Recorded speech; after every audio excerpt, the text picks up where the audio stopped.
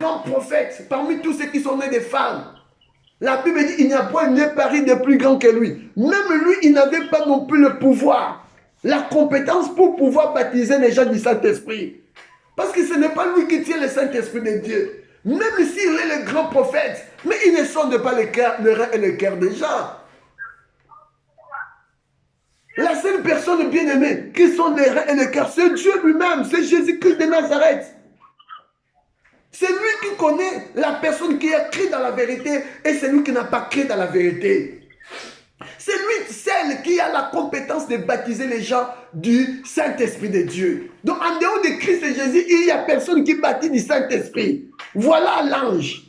Donc quand nous parlons de cet ange-là, on comprend. C'est le Seigneur Jésus. C'est lui qui tient maintenant. Il va où? Il va vers les Juifs pour finir, d'accord, son alliance qu'il avait commencé avec eux.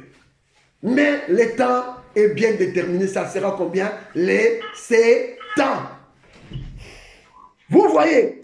Alors, à ce moment-là, ce n'est plus l'état des nations. Parce que Dieu a donné les dos. Jésus donne les dos aux nations. Il tourne vers les Juifs. Voilà pourquoi je vais te dire, toi qui m'écoutes ce matin, voici le temps des nations. N'attendez pas l'enlèvement de l'église pour croire au Seigneur Jésus. Ça sera trop tard pour toi. C'est aujourd'hui que tu devais croire au Seigneur Jésus-Christ. Si aujourd'hui tu ne crois pas au Seigneur Jésus-Christ, tu es perdu éternellement. Si aujourd'hui tu ne crois pas que l'enlèvement a eu lieu, mon frère, ma soeur, tu es perdu éternellement. Dieu t'appelle maintenant à la repentance. Dieu t'appelle à l'engagement de bonne conscience pour que tu reçoives le Saint-Esprit de Dieu. Dieu veut que tu reçoives le Saint-Esprit de Dieu. Le Saint-Esprit de Dieu est encore disponible pour les nations aujourd'hui. Mais quand l'enlèvement aura lieu, c'est fini. Ça ne sera plus le temps des nations. Parce que nous avons vu l'ange. Apocalypse chapitre 7, verset 2. Il se prend quoi? Il prend la direction du soleil levant. Il tient quoi? Les sceaux du Dieu vivant, le Saint-Esprit de Dieu. Bien-aimé, laisse-moi vous dire, il n'y a pas le salut en dehors du Saint-Esprit de Dieu. Si quelqu'un ne reçoit pas le Saint-Esprit, tu ne seras pas sauvé. Pour que tu sois sauvé, il faut que tu sois baptisé du Saint-Esprit. Or, pour que tu sois baptisé du Saint-Esprit, la Bible dit quoi? Crois au Seigneur Jésus. C'est ça, quand on parle la foi en Christ Jésus. Cela nous appelle à la repentance. Cela nous appelle à l'engagement de bonne conscience envers Dieu pour recevoir les dons du Saint-Esprit. Voici l'état de l'Église. N'attendez pas le message des témoins. Ça ne sera pas pour toi. Le message des témoins, ça sera pour le peuple juif. Pour couronner les 144 000 membres du peuple juif. Et ça ne sera pas aussi tout le monde. Ça sera tout simplement un nombre bien compté. Les 144 000 membres. C'est eux qui vont être. C'est ça. Jean a dit, j'ai entendu les nombres. Il a voulu bien préciser. Dieu nous a parlé en détail. Pour que les gens ne soient pas en confusion. Pour que les gens ne soient pas troublés. Il nous a fait connaître pendant les périodes de la grande tribulation. Il n'y aura que les 144 000 membres qui vont être scellés du Saint-Esprit de Dieu. Alors toi, tu me diras quoi? Si tu ne reçois pas le Saint-Esprit de Dieu, parce que le Saint-Esprit de Dieu, c'est le sceau de la justice. Donc si tu reçois le Saint-Esprit de Dieu, ça veut dire que tu es justifié par Dieu.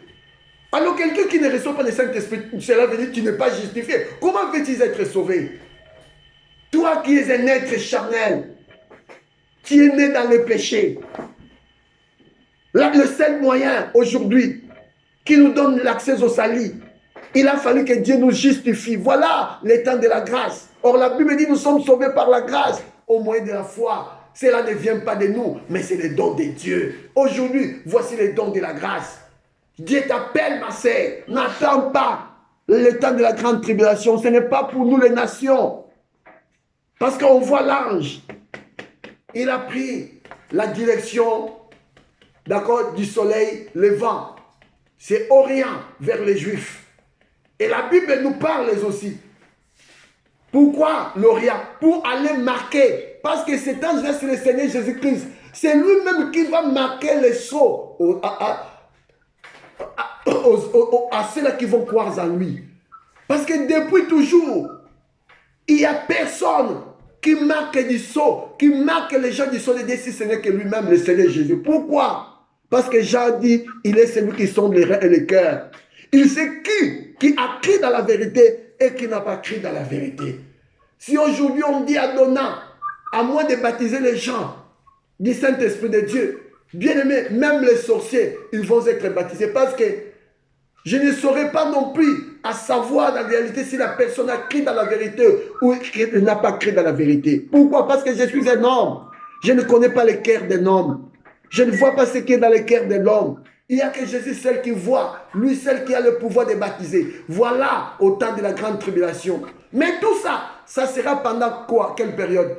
Pendant les 3 ans, premiers 3 ans et demi. Parce que les 7 ans vont être divisés en 2 parties.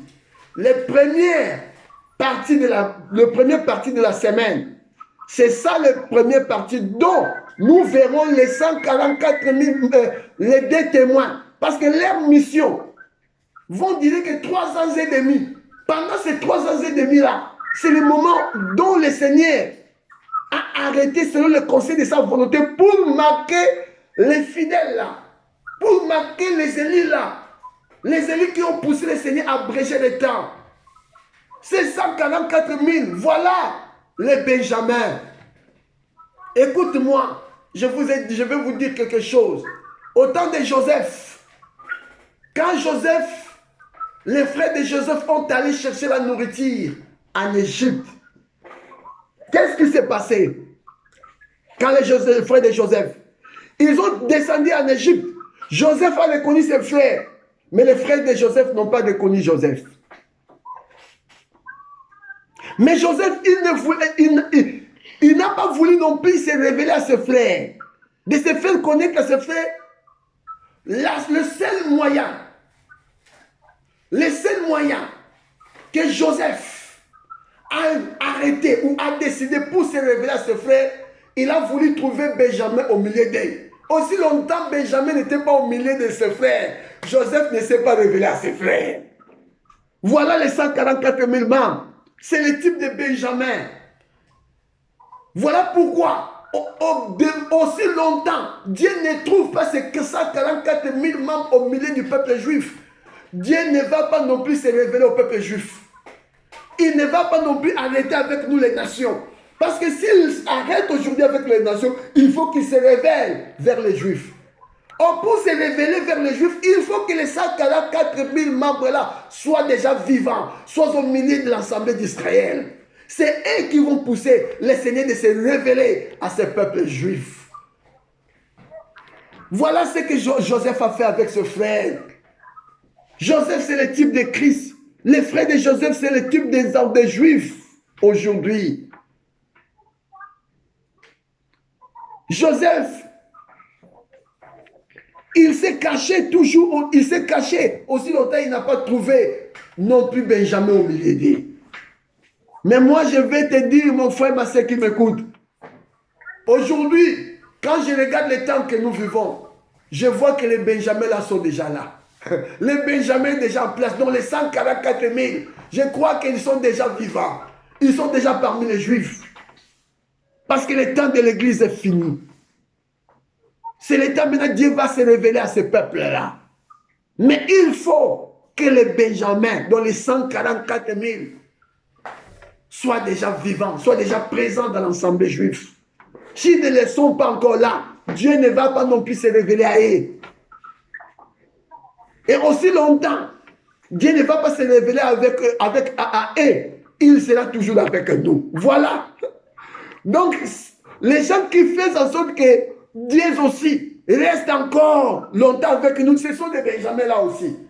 Parce que Dieu, le Seigneur Jésus-Christ n'a pas trop trouvé les Benjamins au milieu des enfants d'Israël. Quand ils seront déjà là, quand ils seront déjà prêts pour recevoir le message des 2 témoins, c'est par là que Dieu va marquer la fin de la dispensation de la grâce. Je vais te dire ce matin, je crois que les Benjamins là sont là, dont les 144 000 membres.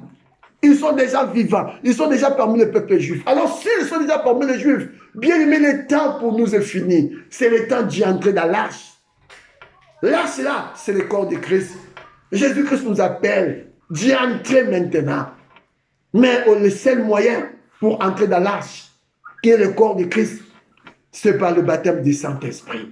Or, pour recevoir le Saint-Esprit, Dieu nous appelle à la repentance. Bien-aimé, c'est l'état de se repentir. Ne cherchez pas tout simplement à vivre dans l'hypocrisie. Tu trompes les hommes, mais tu ne trompes pas Dieu. Ne soyez pas un hypocrite au milieu de l'assemblée des enfants de Dieu, parce que tu t'abuses toi-même. Ne soyez pas un formaliste, mes bien-aimés. C'est un risque énorme, mais tu t'abuses toi-même.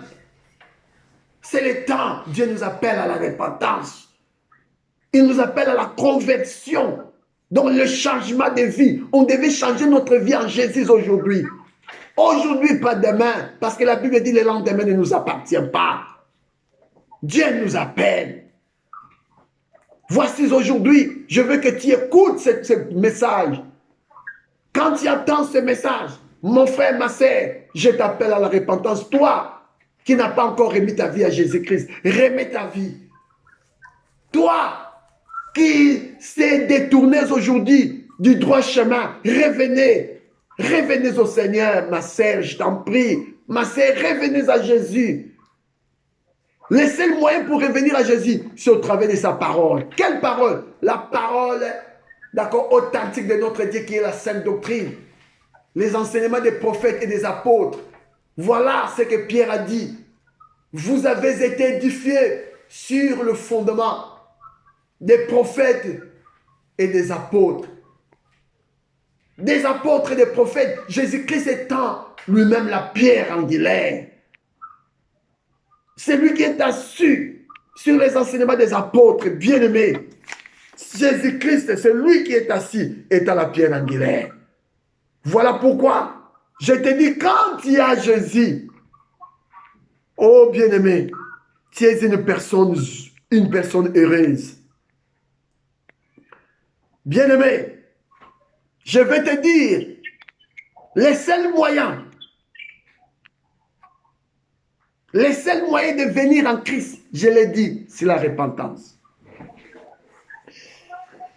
Jésus nous appelle à la repentance. Voilà les deux témoins. Voilà l'Apocalypse chapitre 11. Ces gens-là, ils vont se lever pour prêcher. Donc, pour résister à l'impie, qui sera le roi de la terre, le roi qui va s'en foutre de tous, comme la Bible nous a parlé dans Daniel chapitre 11 là-bas. Il va s'en foutre de tous. Ils vont chercher à rien connaître, à rien comprendre. Aucune divinité pour lui. Donc Dieu va rien représenter devant lui. Voilà l'impie. Le roi qui ne connaissait pas Joseph. Joseph, c'est le type de Christ. L'impie, quand il va s'élever, il va bien aimer chercher à vouloir s'élever au-dessus de Christ.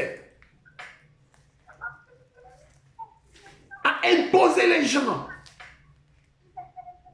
À obéir à sa volonté. Voilà le faux prophète quand il va s'élever. Parce qu'il y aura des acteurs dans ce moment-là. L'impie qui sera comme quoi? Le roi de la terre. Et le faux prophète qui sera là comme étant le séducteur. Le faux prophète est déjà là. Nous le voyons en scène. Il est en train d'accomplir ce que les autres prophètes n'ont pas accompli. Les faux prophètes. Laisse-moi vous dire, les trônes des Vatican, tous ceux qui montent sur le trône des Vatican, ce sont des faux prophètes. Donc cela veut dire quoi? Les ministères papales. Donc tous les papes qui sont substitués les uns les autres. Tous les papes là, ce sont des faux prophètes. Et il faut maintenant que les derniers faux prophètes, d'accord, c'est lui qui sera le bâtisseur de ces temples que nous appelons, d'accord, écuméniques.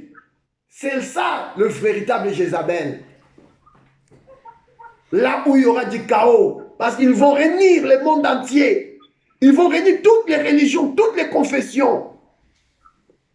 Ils vont les réunir à un.